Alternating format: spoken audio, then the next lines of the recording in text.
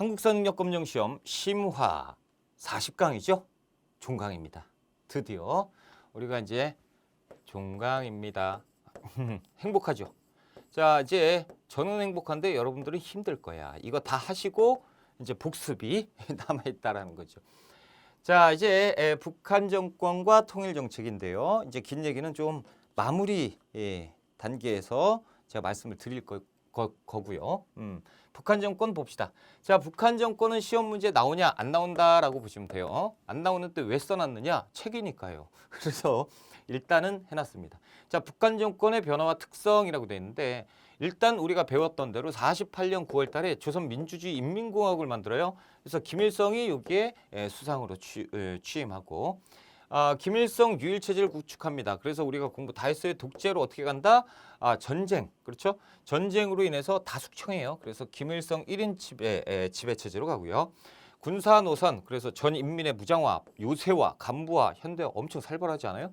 전 백성들이, 전 국민들이 어떻게 해요? 무장해야 되고요. 간부화, 그렇죠? 군인이 돼야 된다. 이게 4대 노선이에요. 주체 사상은 쉽게 얘기해서 뭐냐면 김일성 있죠? 김일성을 우상시하는 거예요. 그러니까 신격화시켜서 김일성이 신입니다. 김일성 유일신 체제가 주체 사상이다라고 보시면 돼요. 말도 안 되는 거죠. 대남 정책, 표면적, 내면적 우리 다 공부했고요. 넘어가요. 자, 김정일 후계 체제입니다. 정권 2세대. 그래서 김정일을 비롯한 김일성의 친인척이 권력을 장악했는데요. 1972년 7.4 남북공동성명 있죠. 자주, 평화, 민족적 대단결에 의해서 통일을 이룩하자라는 건데 이상하게도 우연의 일치일까요? 남쪽은 뭘로 갑니까? 유신체제로 갑니다. 그렇죠. 그래서 남쪽은 독재로 가게 되고 북쪽은 어떻게 됩니까? 사회주의 헌법을 고칩니다. 그래서 독재로 가요. 자, 사회주의 헌법을 고칩니다. 이렇게. 그래서 7.4 남북공동성명 이후에 남과 북이 독재 체제로 가게 됩니다. 자, 김일성이 김정일을 유일한 후계자로 지목을 하는 거죠. 그러니까 왕세자야. 이제 세자는 김정일입니다. 그러니까 보세요. 김일성이 94년에 죽습니다. 그러니까 72년부터 94년까지 탄탄하게 왕세자 교육을 받은 김정일입니다. 그러니까 김정일이 정권을 이어받았을 때 아무도 뭐라 하지도 않았고 탄탄하게 이어받아요. 하지만 이제 조금 있다가 김정은이 정권을 이어받을 때는 좀 얘기가 틀려져요. 72년 주석제로 갑니다. 그래서 주석이 누구예요? 김일성이에요. 자, 그리고 김정일이 유일하다, 후계자다라고 하고, 그리고 이제 91년에 국방위원장으로 누가? 김정일이 국방위원장을 맡습니다. 그러니까 이제 이제 어디야? 여기 안 써놨네? 비서 어디 있어? 일당 독재잖아요. 일당의 총 비서가 누가 되냐면 김정일이, 그러니까 이제 주석은 김일성, 그리고 김정일이 이렇게 되는 거야. 이제 주석, 참 애매하네. 자, 입법부 있죠? 사법부 있죠? 행정부. 이게 이제 삼권 분립이잖아. 근데 얘들은 입법부가 이제 일당이고, 그리고 군사 이퀄 행정이니까 군사가 국방위원장, 사법 요것도 이제 김정일이, 그리고 김정일을 누가? 주석이 통치하는. 그러니까 얘들은 그냥 뭐 삼권 분립 이론 자체, 개념 자체가 없는 거예요. 다 가졌다라는 거죠. 자, 그리고 94년에 김일성이 죽습니다. 사망한 다음에 유언을 남겨요. 그래서 유언을 받들어서 3년 동안을 이어받아서 유은통치라고 해요. 김일성의 유언을 받들어서 3년 동안 통치하는 제도 유은통치라고 하는데 김정일이 아버지의 유언을 받들어서 3년 동안 유은통치를 해요. 그리고 나서 헌법을 바꿔요. 그 다음에 어떻게 하냐면 주석이라는 거 있죠. 이 주석제를 폐지합니다. 주석 폐지. 와, 그러면 주석이 없으니까 뭐야? 김일성을 더욱더 신격화시킨 거지. 우리나라에서 이제 주석은 김일성 한 명밖에 없다. 유일무이한 사람, 이렇게 이제 우상화 시켜놓은 거예요. 그리고 이제 나머지 주석의 일을 국방위원장이 대신하는 것. 이것이 이때 98년의 헌법이에요. 그러니까 뭐 알 필요 없고 그냥 다 지들이 다 했구나. 김씨 일가가 다 했구나라고 보시면 돼요.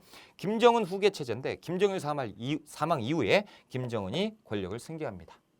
자, 북한의 경제. 일단 북한의 경제는 조금 아실 필요가 있는데 외울 거 없어요. 외울 거 없고 공부할 것도 없어. 뭘 알아야 그 상황.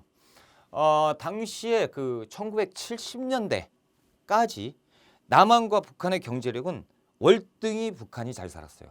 이해가 안 되지 우리는. 그런데 실질적으로 그랬다.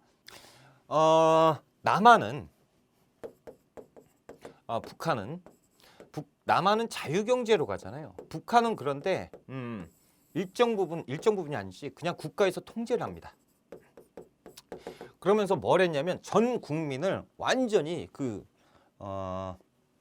노동화를 했단 말이야. 이게 이제 천리마 운동인데요. 천리마가 뭐예요? 천리를 달릴 수 있는 말이라는 얘기죠. 그래서 이제 공동 작업을 시키잖아요. 그 작업 중에 월등히 성적이 좋은 사람을 뭘로 만드냐면 영웅으로 만들어요. 그러니까 너도 영웅할 수 있고 나도 할 수 있다. 열심히만 하면 된다. 그러니까 이 노동력을 독려하는 겁니다. 그런데 그게 먹혀요. 그래가지고 사람들이 미친 듯이 일을 해요. 그러니까 경제가 엄청나게 발전을 합니다. 자, 그래서 초창기에는 북한이 엄청 잘 살았어요. 그런데 점점 가면서 얘들이 뭐예요? 공산화잖아. 공산. 그러니까 점점 일을 안 해. 일을 안 하는데 돈을 똑같이 받아? 일 안 해요. 일 안 하면서 경제가 완전히 쑥대밭이 되는 거죠. 그러니까 안 되겠다. 그래서 개방 정책을 합니다. 아니 어떻게 사회주의 국가가 개방 정책을 하냐고. 사회주의가 아니라고요. 자, 합병법과 합작법 요게 이제 외국인 투자법이고 외국인 투자법 또 있어요. 그래서 외국인 투자를 여러 가지를 이제 하는데 된다 안 된다 안 돼요. 자, 우리 시험과 관련된 내용 그렇죠? 이제부터 통일 정책을 합니다. 통일 정책에는 무조건 한 문제 이상이 출제가 돼요. 자, 이승만 정부입니다. 6.25 전쟁이 터졌죠. 그 이후에 남북 간의 감정이 되게 안 좋아. 그러니까 무조건 대화 단절입니다. 그렇죠? 그리고 우리는 통일의 기조가 뭐예요? 북을 진격하자, 정벌하는 거예요. 북진 통일이 기조입니다. 그러나 잠깐 이 공화국이 들어오면서 어떻게 하죠? 남북 협상회 통해서 평화 통일로 가자라는 분위기가 가죠. 잠깐. 그래서 남북 합생회담이 추진되는데 가자 북으로 오라 남으로 우리가 정치편에서 이거 봤잖아요. 가자 북으로 오라 남으로 판문점으로 했는데 잘 돼? 안 됩니다. 그렇죠? 그래서 이 구호 아래 어떤 기조로 했느냐 유엔 감시 아래 남북 총선거를 해서 통일국가로 가자라고 했지만 군사 쿠데타로 멈춰버렸다라는 거죠. 제3공화국이요. 8.15 선언하는데 북한을 이제 대화의 협력 대상으로 인정을 합니다. 하지만 이제 시험 문제 거의 안 나오고요. 남북 적십자 회담을 제의했지만 성사된 것은 전두환 정부예요. 그러니까 이거 기억 안 하는 게 좋습니다. 굉장히 힘드니까. 7.4남북 공동성명은 무조건 외워야죠. 그렇죠? 자주평화, 민족적 대단결. 무조건 외워야죠. 72년 그렇죠. 7.4남북 공동성명이고 이 이후에 무엇을 만든다? 이 통일 원칙을 실행에 옮겨야죠. 그러니까 뭐 남북조절위원회를 설치했다라는 거죠. 요거 엄청나게 중요하니까 무조건 시험 나온다고 했어요. 외우셔야 됩니다. 자, 제4공화국 6.23 평화통일 선언 그리고 남북 상호 불가침 협정을 제의했다. 뭐 조금씩 좋아지고 있어요. 그렇죠? 외울 필요는 없고요. 전두환 정부입니다. 제5공화국에서 남북 당국자 최고 책임자가 모여요. 그래서 이제 이것저것 회의를 하자라는 제의를 하고 그러면서 이제 일정 부분 합의에 도달해요. 그것이 뭐예요? 최초의 남북 이산가족이 상봉했다라는 거죠. 1985년 무조건 외워야 돼요. 최초 남북 이산가족 상봉했다 무조건 외워야 되고 그렇죠? 이렇게 전 국민이 이 특별 생방송으로 전 국민이 다 울었다라는 거죠. 1985년 남북 이산가족 누구 때다? 전두환 정부 때다라고 외우셔야 돼요. 그래서 예술공연단도 파견해서 바꿔서 방문을 했다라는 거죠. 자, 이제 노태우 정부인데요. 7.7 특별선언이 있어요. 민족의 자존과 통일 번영을 위한 특별선언인데 남북관계를 동반관계 그리고 민족 공동체 관계로 규정을 했다. 뭐 이 정도만 알아두시고 넘어가시면 돼요. 한민족 공동체 통일 방안 자주평화 민주의 원칙이에요. 자주평화 민족적 대단결은 7.4남북 공동성명. 그렇죠. 민주는 여기 한민족 공동체 통일 방안인데 요거까지 내면 틀리라는 얘기예요. 그러니까 우리 이런 거 외우지 말고 나오는 부분만 외우고 만약에 나온다 그러면 그냥 운명이겠거니 받아들이세요. 그렇죠. 이런 거 틀린다고 합격에 지장 없습니다. 진짜예요. 자, 91년 외워야죠. 남북 유엔 동시가입이에요. 무조건 외워야 되고 91년 뭐예요? 남북 기본 합의서입니다. 화해, 상호 불가침, 민족 교류로 인해서 우리가 이런 원칙에 의해서 통일에 이르러야 된다라는 거죠. 외워야 돼요. 그리고 한반도 비핵화에 대한 공동선언 외워야죠. 그러니까 91년에 이렇게 많은 일이 있었고 이 정부는 어떤 정부다?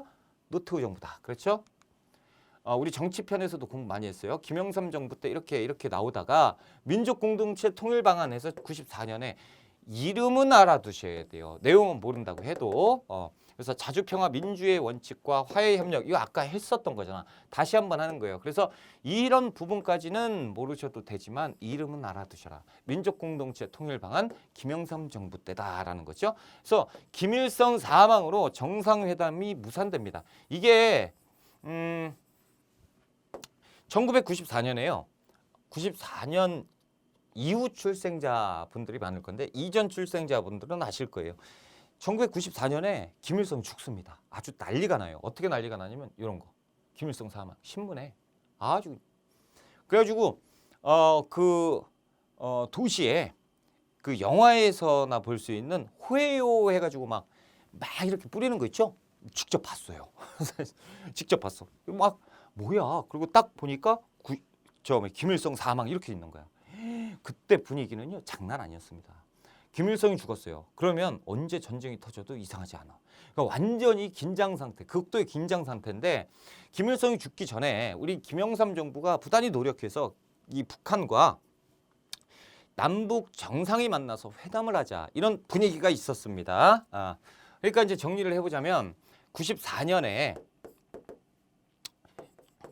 남과 북 그러니까 우리가 남북 정상회담은 언제로 알고 있어요? 2000년이죠. 근데 2000년 전에 먼저 만날 수도 있었어요. 그런데 이제 운명의 장난이죠. 94년에 김일성이 죽어버립니다. 그러니까 분위기가 엄청 좋다가 이상해져 버리는 거야. 그러니까 이제 북한에서 뭐라고 하는지 아세요? 야, 우리나라의 주석이 돌아가셨다. 그러니까 조문 와라라고 얘기하는 거예요. 조문. 우리 입장에서 되게 애매한 거죠. 조문을 간다? 라고 하면 북한 정권을 하나의 국가로 인정하는 거다라는 거고 조문을 안 가자니 분위기가 좋았다가 한 방에 깨질 수도 있고 애매하다라는 거지. 이게 조문 파동인데 그것까지는 모르셔도 되고 조문 문제 때문에 우리가 결국에는 안 갔습니다. 그러니까 북한 애들이 뭐라고 하냐면 저 남쪽 놈들은 진짜 겉과 속이 달러 라고 얘기하면서 분위기가 더 안 좋아져요. 그래서 이런 분위기가 있었다라는 거죠. 아무튼 그 전에 남한과 북한 통일 방안을 좀 한번 비교를 해보자라는 거죠. 남한은 북한과 어떤 게 다르고 어떤 게 같은지 북한도 마찬가지고 남한에서 주장했던 거 민족 공동체 통일 방안이 있어요. 북한에서는 고려 민주연방공화국 통일 방안이 있습니다. 뭐 모르셔도 돼요. 그런데 이 부분에 일정 부분 맞는 게 있는 것 같은데? 라는 이런 움직임이 생기니 그것이 2000년이에요. 2000년. 자, 아무튼 우리는 자주평화 민주의 원칙으로 자주평화 민족 대단결의 원칙으로 가자. 뭐 이런 건데 다 필요 없어요. 뭐만 보자라는 거냐면 통일 방법이에요. 우리는 국가 형태가 1민족 1국가 1체제 1정부예요. 근데 얘들은 1민족 1국가 2체제 2정부예요. 뭐야 이거. 그리고 외교권 같은 건 통일정부가 갖자. 아니다. 연방정부가 갖자라고 하는 건데 이게 좀 복잡하죠? 하나도 안 복잡해. 자, 봐보세요. 우리나라의 주장은 하나의 민족이죠. 하나의 국가를 만들자라는 거야. 하나의 체제, 그리고 하나의 정부를 만들자.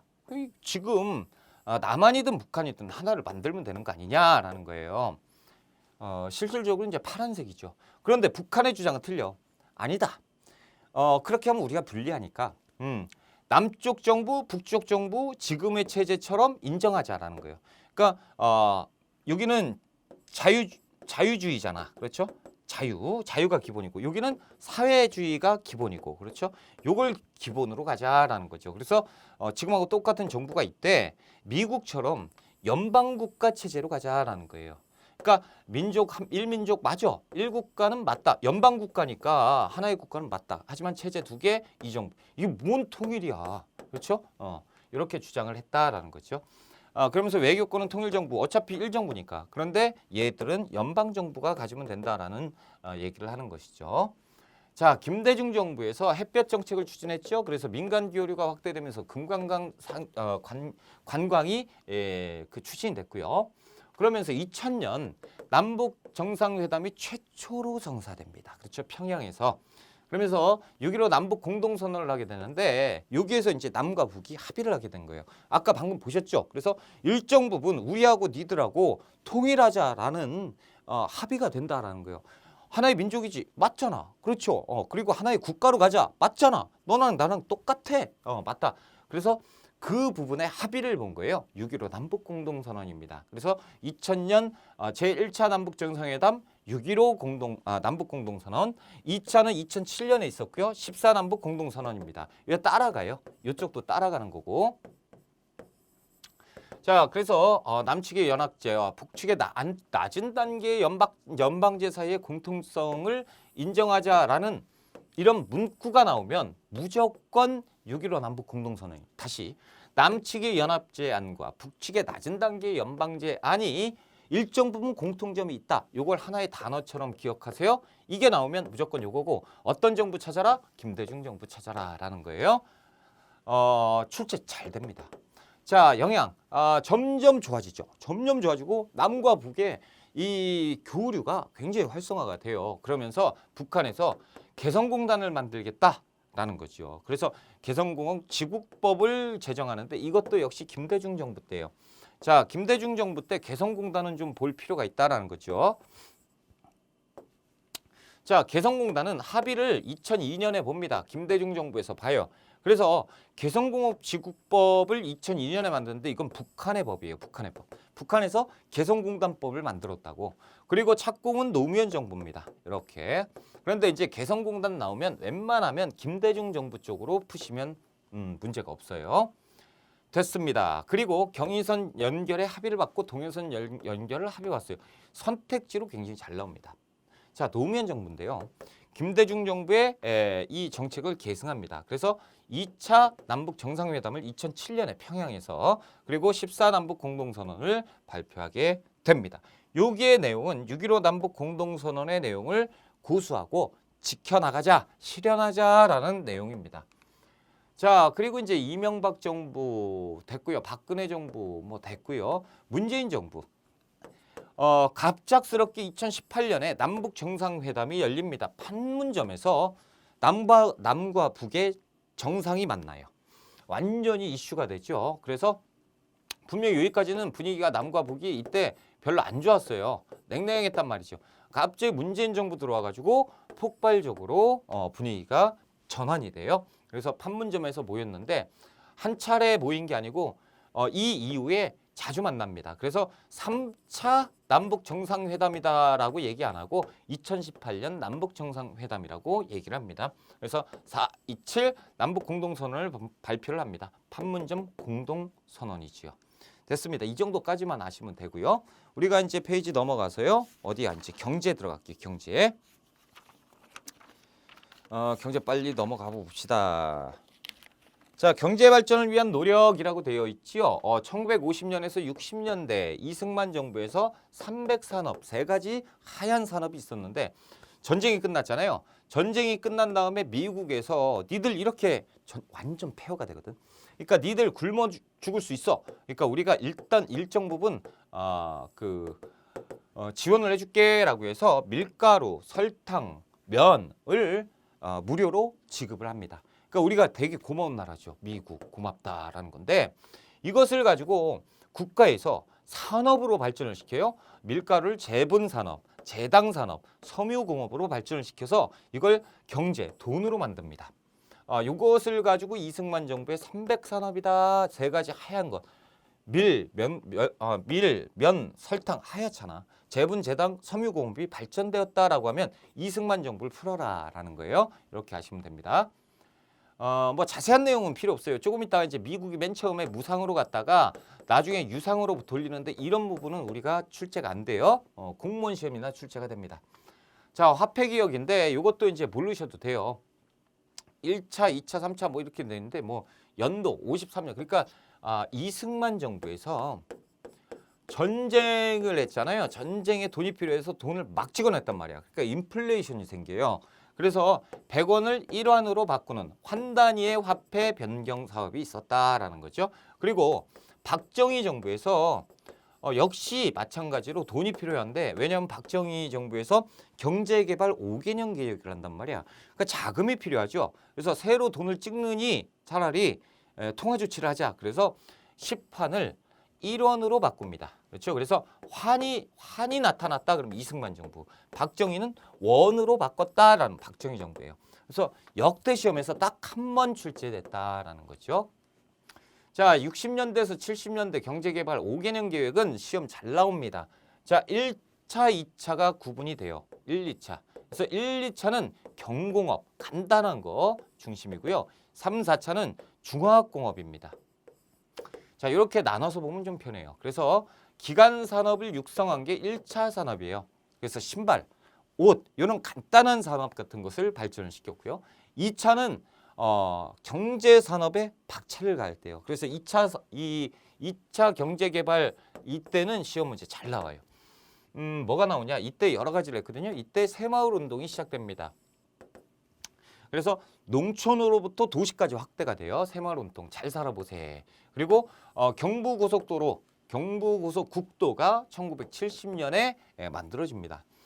그리고 이제 3차는 중화학공업으로 가지요. 그래서 포항제철이 언제? 제철 공장이잖아. 그러니까 중화학공업이니까 3차 이후겠죠? 이렇게 보시면 되고, 수출 100억 달러. 이거 시험 문제 잘 나왔었습니다. 1977년 박정희 정부 수출 100억 달러를 달성을 했다라는 거.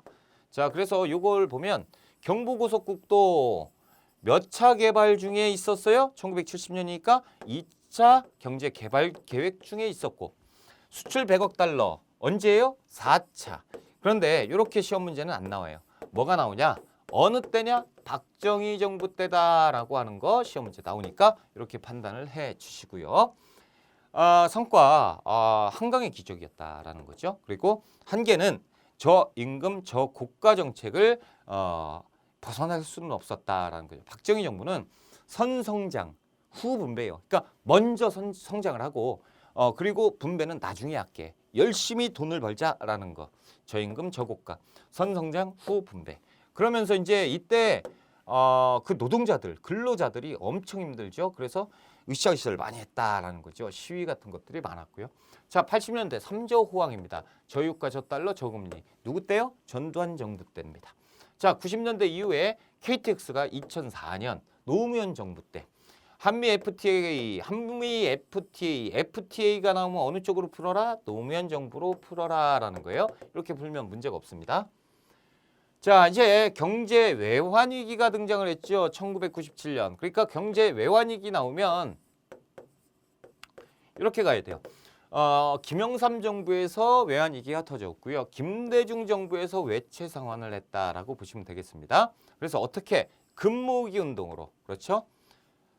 그리고 기업, 금융, 공무, 노동 열심히 했다라는 거예요. IMF 체제, 관리 체제를 종료한 게 2001년이에요. 그래서 외채 상환을 했던 것이 김대중 정부예요. 됐고요. 자, 이제 농촌, 농민 뭐 이런 노동운동 이런 거 한번 봅시다. 농촌 문제예요. 박정희 정부에서는 이렇게 해서 사람들이 살기 힘들었겠죠. 새마을 운동 무조건 기억하셔야죠. 농촌에서 도시로. 농촌의 경제를 발전시키겠다 그래서 농기계도 바꾸고 농업기술도 바꾸고 이렇게 해서 경제를 발전시켰습니다. 일정 부분 그 경제개발에 기여를 했던 것이 새마을운동 1970년 외우셔야 되고요.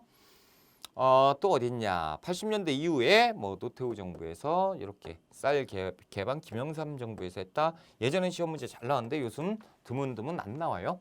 노동운동입니다. 1970년 전태일 분신 사건이 있었어요.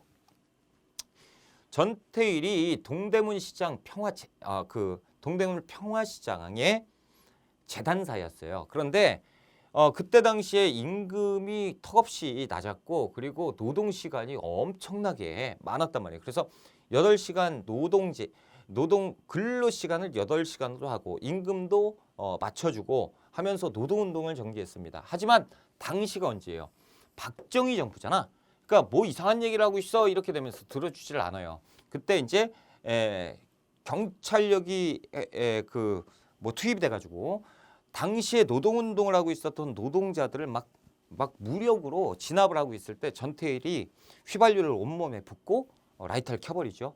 그리고 이제 분신한 사건입니다. 노동운동이고, 그리고 우리가 1979년 YH 무역 노동 운동이 있었죠. 그래서 YH 무역 회사가 문을 닫고, 그래서 이제 부마항쟁으로 발전하는 그 내용을 우리가 정치편에서 많이 봤습니다. 됐고요. 그래서 80년대 이후에 민주항쟁이 있었잖아요. 그 다음에 그 노동운동이 엄청나게 활발하게 전개가 됐다라는 거고, 이 뒤에는 이제 아실 것까지는 없고요. 넘어갑시다. 시민운동도 많았다라는 거 됐고요. 사회보장 정책, 그래서 전 국민 의료보험제도. 야, 이거는 진짜 잘한 것 같아. 그렇죠? 물론 보험료가 비싸긴 하지만 그래도 잘한 것 같다라는 거죠. 의료보험제도 노태우 정부에서 했고, 국민기초생활보장법도 시험 문제 나옵니다. 그래서 김대중 정부 이렇게. 여러분, 의료보험료 잘한 건 잘했다고 해야 돼요. 의료보험료 우리가 진짜 잘 돼 있는 거예요. 그래서 우리 입원하고 하면 얼마 안 나오는데, 미국이나 이런 데 시스템이 잘 안 되는 데는요, 한 2주 입원하면요, 입원비가 4천만 원 이렇게 나와요. 못 살아요. 2주? 아니지. 2주가 아니고 일주일만 입원해도 그렇게 나와요. 엄청납니다. 교육 이제 봅니다. 6.3 학제로 미 군정기 때 갔고요.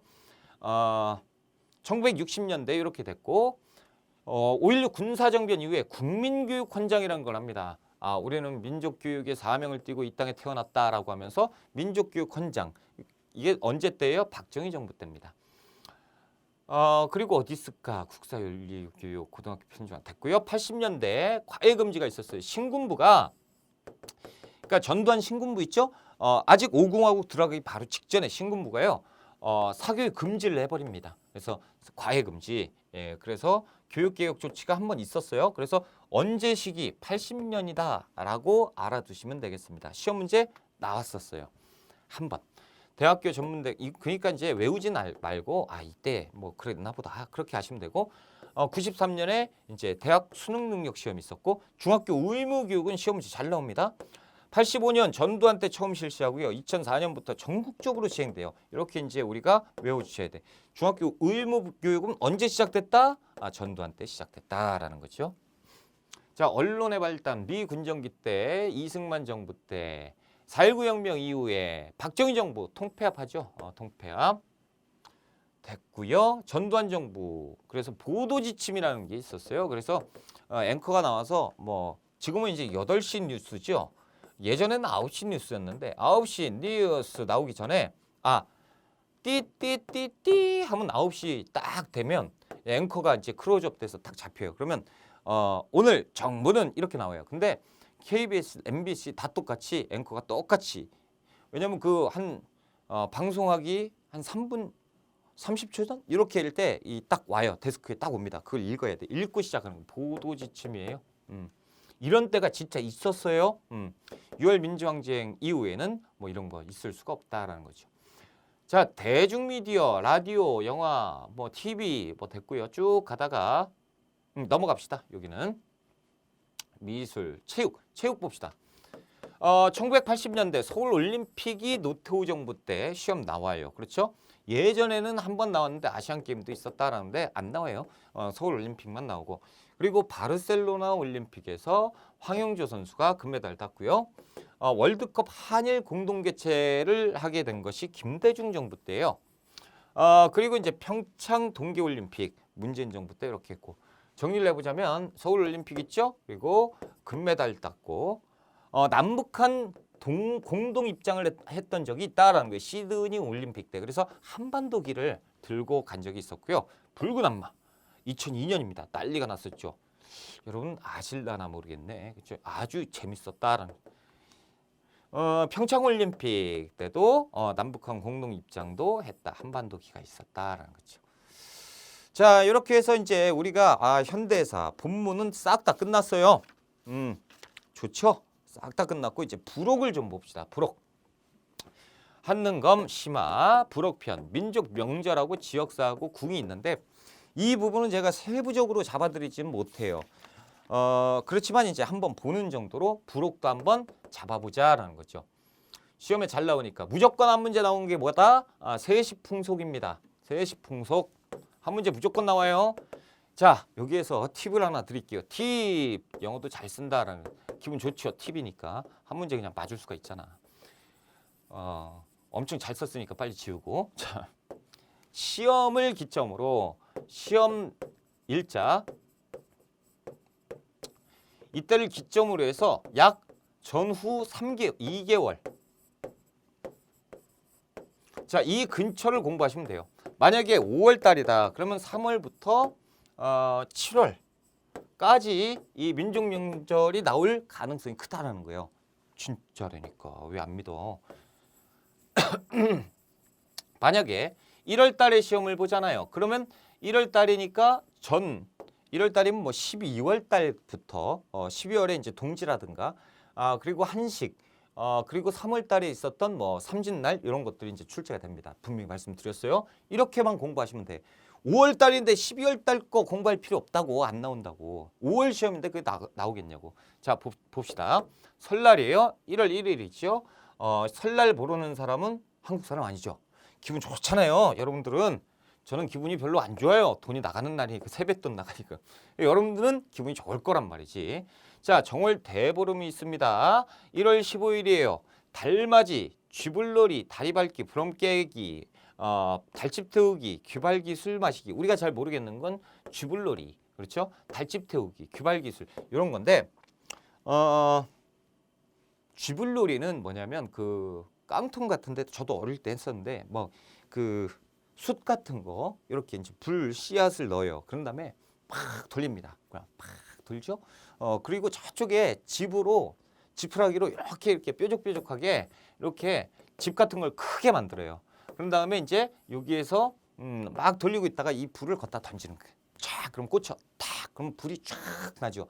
이게 달집 태우기입니다. 이렇게 하면 애군을 물리치는 거죠. 우리 전통놀이인데 지금 이거 하면 큰일 난다는 거죠. 어디에 신고해야 돼? 119에 신고하고 허락받고 해도 된다. 그러면 하는 거고 지금 안타깝다라는 거죠. 이게 우리 민족 명절인데 풍습인데 이런 놀이도 못해요. 근데 저희 때는 했습니다. 자, 귀발기술만 차가운 술을 마시면 귀가 맑아진다. 뭐 이런 거고 연등회도 있었습니다. 삼진날. 그래서 강남에 간 제비가 돌아와서 처마 밑에 집을 짓는 때입니다. 이게 삼진날이 시험 문제 잘 나와요. 화전놀이. 그래서 화전을 부쳐 먹는 건데 진달래꽃으로 전을 부쳐 먹는 날입니다. 삼진날. 단오날은 5월 5일이에요. 그래서 창품물에 머리 감기. 쑥과 잎목초를 뜯기. 그래서 수리떡 먹기. 단오는 수린날이라고도 합니다. 수린날.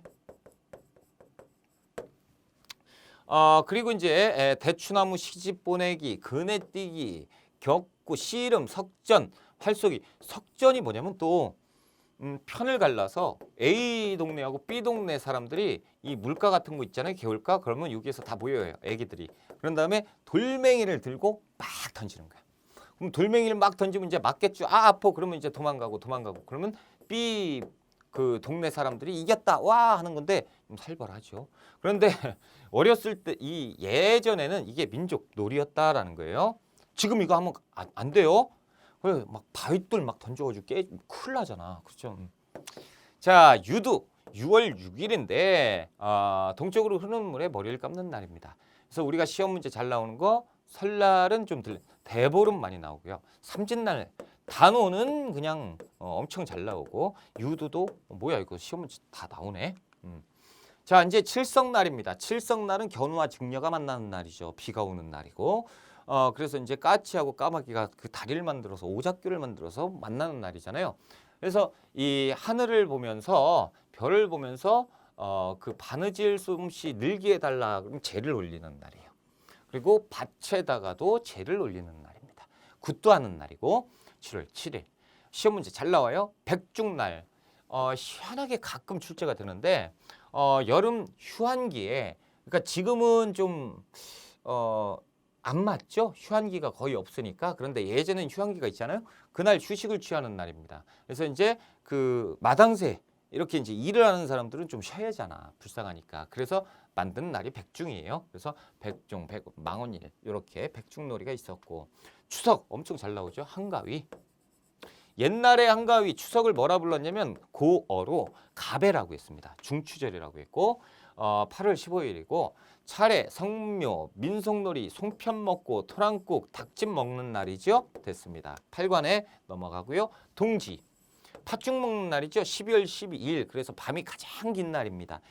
동지는 양력으로 세요. 나머지는 다 음력인데 양력. 그래서 팥죽 먹고 원래 팥을 막 벽에다 붙이고 막 이런 날이에요. 그래서 귀신을 물리치는 날이죠. 한식은 동지가 지난 다음에 약 105일째 되는 날입니다. 그러니까 양력이겠지. 그렇죠? 그래서 이날은 한식, 차가운 거 음식, 식자예요. 그래서 찬 음식 먹기예요. 이렇게 하는 겁니다. 그래서 지금 동그라미 친 것들은 꼭 좀 기억하셔야 됩니다. 자, 그리고 유네스코 지정 세계유산인데 한번 보세요.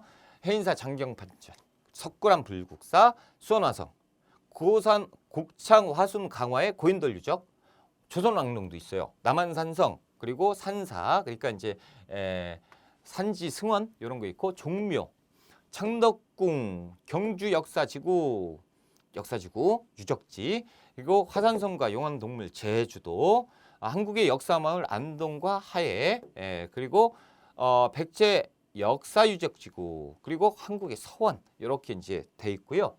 인류 무형유산, 그렇죠. 그래서 종묘 제례, 강릉 단오제, 강강술래, 남사당 노래. 우리가 이제 이 무형 문화재는 시험 문제 잘 안 나오는 편입니다. 하지만 이제 보는 정도죠. 대목장, 가곡, 줄타기, 아리랑, 농악, 제주 해녀도 이제 등록이 됐고요. 판소리, 처용무, 칠머리당 영동, 그리고 영산제, 매사냥. 안타깝죠. 매사냥 나오면 뭐 고려시대 때 원간섭기 때 응방 이런 거. 택견, 한산 모시짜기, 김장도 등록되었다라는 거죠. 줄다리기, 씨름.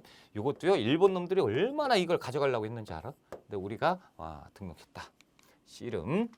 자, 기록유사는 꼭 좀 알아두셔야 돼요. 조선왕조실록 있죠? 이게 직지심체요절이에요. 그리고 해인사, 팔만대장경, 그리고 동의보감, 그리고 5.18 광주 민주화운동 기록물, 우리가 이제 기억나실 거예요. 난중일기, 이순신 장군의 일기죠. 그리고 이산가족 찾습니다. 기록물도 등록되어 있고요. 통신사도, 조선통신사, 홍민정음, 승정원 일기, 조선왕조 의궤. 이렇게 시험 문제 잘 나와요. 정치하고 연결시켜가지고 기록유사는 잘 나옵니다. 일성록, 새마을운동 기록물, 그리고 유교재판, 그리고 국채보상운동 기록물, 조선 왕실 어부와 어책. 그런데 뭐가 없어요? 3.1운동이 없어요. 3.1운동. 그래서 3.1운동을 유네스코에 등록시키기 위한 민간 단체가 있는데요. 제가 거기에 위원으로 활동하고 있다. 아무튼 이거 쓰면 또 헷갈리잖아. 지워야지. 됐습니다. 자, 이제 주요 지역인데요. 주요 지역 문제도 시험 문제 출제가 잘 됩니다. 정치평과 연관이 돼서 시험 문제 잘 나오니까 한번 보는 정도입니다. 이제 국외 지역을 한번 보자. 요서지방. 그래서 요서는 고조선 요령 지역. 그렇죠? 백제 근초고왕이 요서로 그렇구나. 발해 무왕이 요서 산둥 공격했죠. 자, 요동 지역이에요. 고구려가 요동으로 4세기 미천왕 때 점령을 했고요. 안시성 전투 됐고, 발해 요동, 고려의 요동 정벌 우왕 때 추진했었죠. 근데 이제 성공 못하고 삼국 간섭 됐고, 만주는 이제 할 얘기가 엄청 많은데 일부만 뺐어요. 그래서 국내성으로 천도했고, 광개토 대항 능비, 안중근 의거, 하얼빈, 저 위에 하얼빈, 의열단도 만주에서 조직했고요.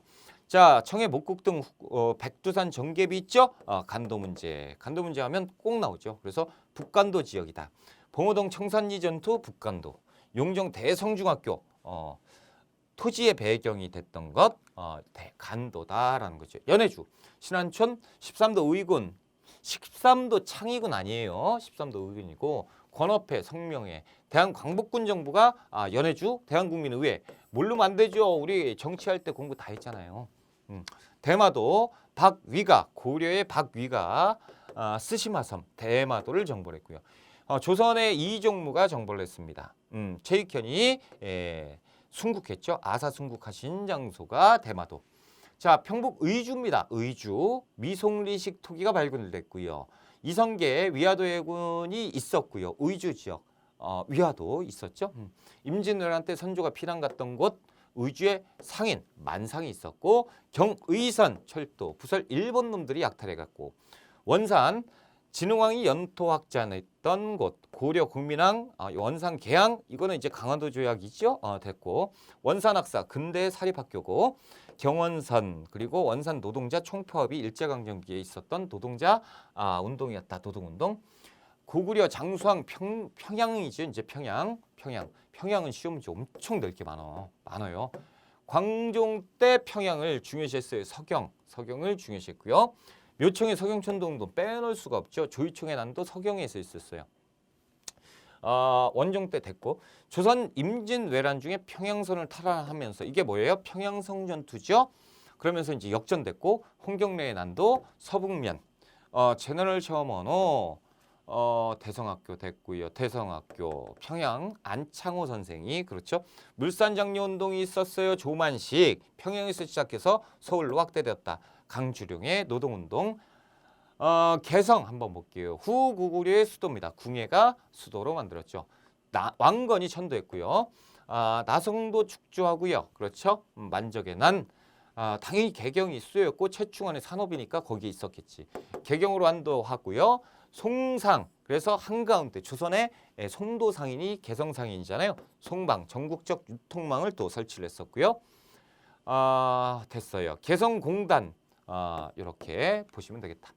국내 지역 서울 암사동 유적 신석기 유적이죠. 한성이 서울 백제 수도였고 신라 진흥왕 북한산 순수비가 있었고요. 북한산 순수비 그러니까 한강 상류다 하류 조선 한양을 천도했었고 한성 전기회사가 있었고요.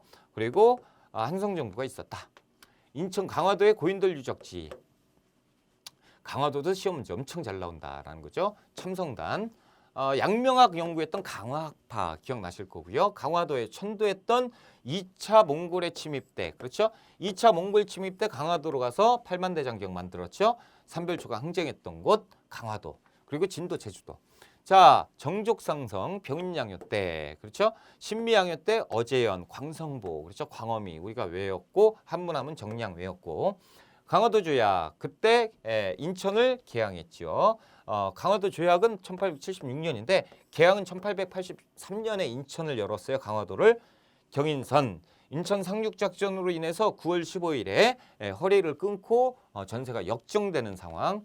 경기 수원 화성 정조 때 화성이죠. 강원도 평창 오대산 월정사 팔각구층탑이 있고요. 소설 메밀꽃 필 무렵의 배경이었다. 평창 올림픽이 있었고요. 충청도 볼까요? 충주. 그래서 충주 고구려비 김윤우가 그 충주 전투 그리고 요것은 이제 조금 어렵죠. 우리가 몽골의 2차 침입 때 어디 처인성만 기억하니까 그렇죠?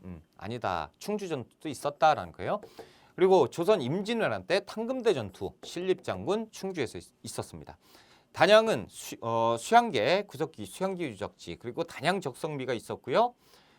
그리고 청주 천주 민정문서 있죠? 민정문서. 그래서 서원경 중 4개 촌락을 재산을 기록했던 거. 자, 직지심취 요절 됐고요.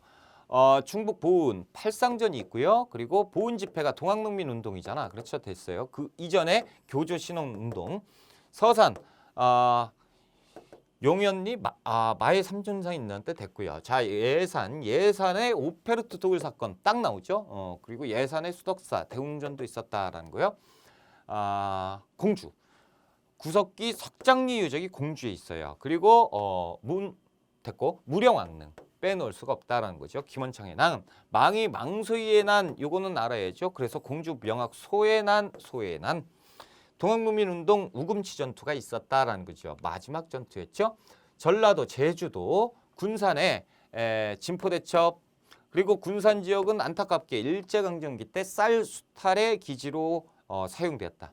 익산 미륵사지 석탑 모르시는 분 없을 거고 무조건 알아놓으셔야 됩니다. 백제 부운동이 있었고요. 전북 전주, 완산주를 수도로 했던 견원이죠. 후백제의 수도입니다. 그래서 고려, 전주 관노에 난 동학농민운동, 전주 화약을 체결하잖아요. 자, 정읍 한번 봅시다. 동학농민운동이 정읍에서 있었고요. 자, 을사의병, 최익현, 전북 태인, 거의 이제 정읍. 이승만의 정읍 발언 있었고요. 전남 여수 거문도 사건 있었죠. 그래서 이제 러시아가 남하고 있으니까 영국이 러시아를 견제한다라고 해서 거문도, 그래서 해밀턴 항이라고 붙였고 명명했고, 전남 진도입니다. 그래서 진도는 삼별초 항쟁지죠. 제주도 다음에 진도, 그리고 제주도. 전남 완도 장보고가 청해진을 설치했고요. 경상도 부석사 소조 아미타 열의 좌상이 영주. 안동의 이천동 석불 모르시는 분들 없을 거고, 국민왕이 이제 파천했던 곳 됐습니다. 자, 상주 신라 원종 애도의 난이 상주에 있었다. 이건 모르면 안 되죠. 국채보상운동이 이제 대구에서 시작됐다가 서울로 확대됐었고요. 일제강점기 때 이렇게 있었다라는 거, 대한광복회 꼭 아셔야죠. 228 대구 학생의거 됐고요. 경북 경주입니다. 경주 황금보검이 출토가 된 것이 미추황릉이에요. 경주에 있고요. 불국사 3층탑, 경주는 너무 많아. 그렇죠? 무구정강 대다란이경이 석가탑에서 발견이 됐고요. 임란 때 소실됐던 황룡사 9층 목탑도 있었고요. 불황사 모전전탑. 그래서 이 불황사 모전석탑은 신라에서 가장 오래된 석탑이죠. 그래서 원래 9층까지 있는데 3층만 현존하고 있다라는 경주 역사지구 됐고, 동학을 창시했던 곳 최재우 1860년입니다. 울산 울주방군의 바위 그림이 있고요. 그리고 효심의 난, 삼포계양 뭐 이렇게 있고, 합천의 인사 장경판전, 그렇죠. 그래서 여기에서 보관하고 있는 곳 됐고, 부산 삼포계양, 뭐 임진왜란 부산전투, 동래도 무역항이었죠. 그리고 개항을 했던 것 1876년. 그리고 발췌기원이 있었고, 발췌기원은 이제 부산에서 있었죠. 부산이 임시 수도였잖아. 부마항쟁이 있었고요. 진주는 고령의 이제 그 가야였다라는 거. 임진왜란 진주대첩 김시민에 의해서 임술농민봉기 진주농민봉기라고도 할 정도로 진주에서 시작됐고, 형평운동도 진주에서 시작됩니다. 경남 거제도, 이 거제도는 시험 문제 은근히 선택지로 많이 나와요. 6.25 전쟁 때 포로 수용소로 설치된 것. 자, 이제 궁입니다. 궁 쭉쭉 넘어가서, 궁은 시험 문제 잘 나옵니다. 궁 꼭 한 문제 정도 나오니까 보셔야 돼요. 본궁, 조선의 본궁이 어디입니까? 경복궁이죠. 경복궁 너무 이렇게 요 뒤에 청와대가 있고, 자, 경복궁은 이렇게 생겼어요. 건청궁, 그렇죠. 경복궁의 정전이 어디예요? 근정전. 여기에서 이제 회의를 하는 거죠. 그리고 옆에 경회로가 있고, 강령전, 교태전이 그 뒤를 이어서 있습니다. 사정전, 이렇게 건청궁이 그 을미사변 때 명성황후가 살해된 장소고, 됐습니다. 경복궁 창건, 태조 때 창건하죠. 임진왜란 때 불타버립니다. 그래서 백성들이 불질러버리고 중건을 흥선대원군 때 합니다.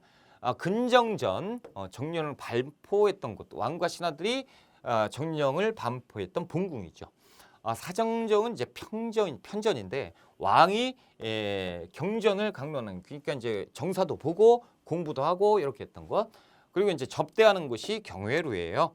건청궁, 이렇게 왕과 왕비가 거처한 곳이다라는 거죠.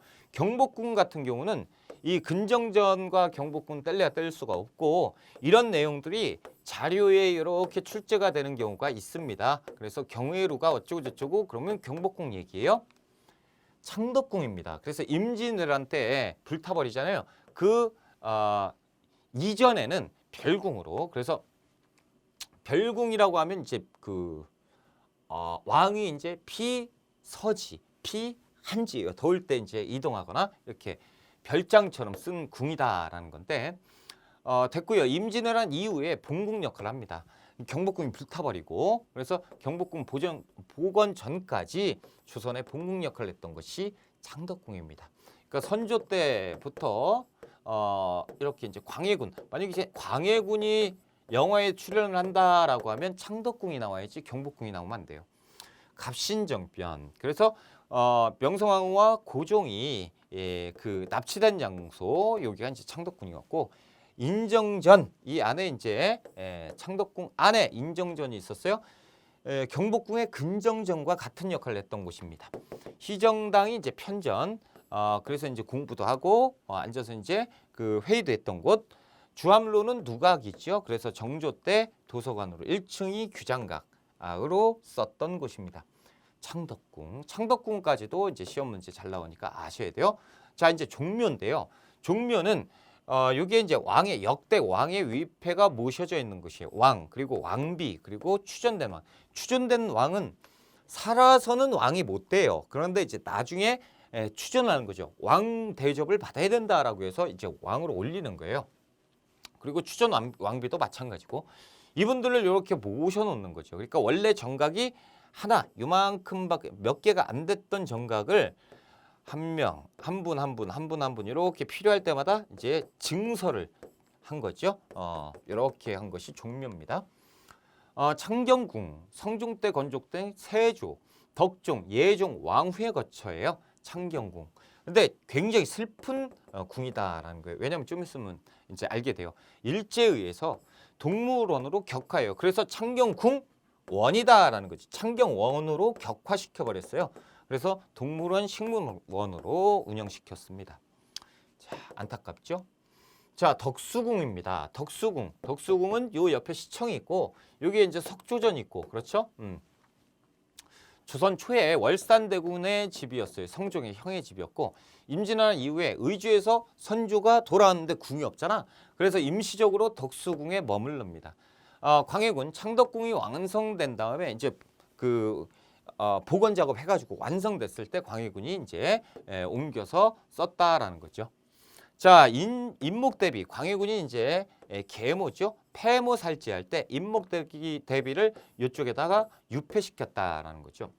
고종 때 아관파천 이후로 황궁한 곳이다라는 거예요. 아관파천 이후에 왜냐하면 이 옆에가 그 러시아 공사관이 근처에 있어요. 그래서 잽싸게 이쪽으로 이동하기가 편했다라는 거예요. 그래서 가까이 있는 덕수궁으로 이렇게 옮기게 되고요. 근현대에 미소공동위원회가 여기에서 열립니다. 이거 꼭 좀 시험 문제 잘 나옵니다. 그래서 석조전이 르네상스 양식으로 되어 있죠. 그리고 국립현대미술관으로 86년까지 운영했던 곳이 덕수궁이다라는 거예요. 경희궁이 있죠. 경덕궁이라고 또 하는데 인조 때 창덕궁과 창경궁이 불타버리면서 이때 이제 인조반정 그리고 이괄해 난 이후에 본궁 역할을 잠깐 하게 되는 것이 경희궁입니다. 자, 그리고 이제 운영궁은 흥선대원군의 집권 당시 흥선대원군이 자택이에요. 흥선대원군의 그 사가가 운영궁인데 궁이라는 칭호를 받게 되는 거는 왕이 잠깐 거처하고 왕이 이제 하룻밤 지냈다 그러면 궁으로 승격됩니다. 그래서 흥선대원군의 집이 이제 궁으로 승격된 거예요. 그 나중에 고종이 아버지 하루 같이 지내시죠라고 해서 흥선대원군의 집에 찾아가서 하룻밤을 머물게 되는데 그 이후에 운영궁이 되었다라는 거죠. 자, 이렇게 해서 우리가 모든 강의를 종류를 합니다. 그래서 우리가 이제 40여 강, 40강으로 딱 끝났죠. 그래서 종강을 했는데 제일 중요한 거는 뭐예요? 복습입니다. 복습. 여지껏 공부한 거 복습하시고 그리고 이제 복습 끝난 다음에 문제풀이를 해보셔야죠. 그렇죠? 문제. 그래서 최근 기출문제 3회차 이상은 풀어보셔야 됩니다. 그렇죠? 그리고 기출문제를 풀고 문제풀이를 하고 나서 내가 많이 틀렸다라고 하면 또 이제 문제를 해설을 보고 이렇게 하시는 편보다 여기에서 이제 연습이잖아요. 그럼 기출문제 봤는데 많이 틀렸다. 그러면 해설 보기 전에 이론 복습했을 때 내가 이제 공부했을 때 스스로 독학했잖아요. 독학한 부분을 찾아보시는 편이 훨씬 더 도움이 되고요. 그리고 강의를 한 번 더 보는 것은 제가 추천드리지 않습니다. 강의를 한 번 더 보는 거는 좀 지양 하시고 지향은 따라가는 거고 지양은 이제 안 따라가는 거잖아. 그렇죠? 반대로 하는 거잖아. 그러니까 그렇게 하시고 자기가 공부한 학습서 위주로 공부하시는 편이 가장 좋습니다. 새로운 책을 샀다라고 해도 새로운 책에다 막 하는 것보다 이 책에 있는 내용을 내 책에다 옮긴다라고 생각하시고 이렇게 공부하시고 복습이 가장 중요하고 문제풀이 많이 보시고 그래서 여러분들이 합격하시기를 간절히 기원하겠습니다. 여러분들의 합격을 위해서 열심히 뛰었습니다. 그렇죠? 자, 여러분들도 굉장히 고생을 많이 하셨고요. 우리는 합격으로 다시 한번 만나도록 하겠습니다. 여러분들의 합격을 진심으로 기원하고요. 그동안 공부하신다고 고생 많으셨습니다.